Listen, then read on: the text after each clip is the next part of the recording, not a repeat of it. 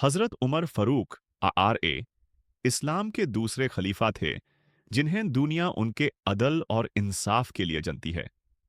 उनका दौर वो था जब इस्लाम अपने उरूज पर था, लेकिन उनके दिल में कभी गुरूर नहीं आया। उनका हुकूमत करने का अंदाज इस बात का सबूत था कि असल लीडर वो होता है जो अपनी कौम के लिए खिदमतगर बनकर जीता है। एक रात का वाकया है।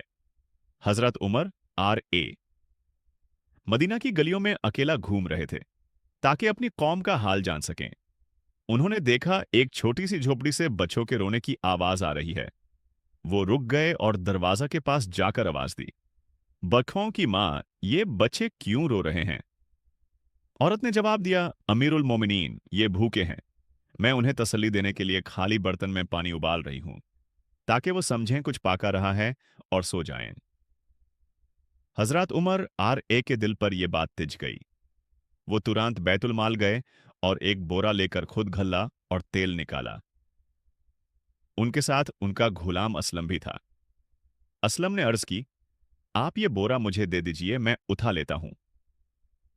हजरत उमर आर ए ने कहा, क्या क़यामत के दिन मेरा बोझ तुम उठाओगे? उन्होंने खुद बोरा उठाया और उस औरत के घर ले गए। खुद उन्होंने चूल्हा जलाया, रोटियां बनाई और बच्चों के लिए खाना तैयार किया। जब तक बच्चे खुशी से खाना नहीं खा लेते, वो वहीं बैठकर देखते रहे। उनकी आंखों से आंसू बह रहे थे, लेकिन दिल में सुकून था कि उन्होंने अपनी जिम्मेदारी अदा की। यही था हजरत उमर आर ए का अदल।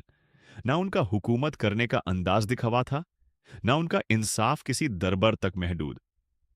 उनका इंसाफ गरीब के घर तक पहुंचता था।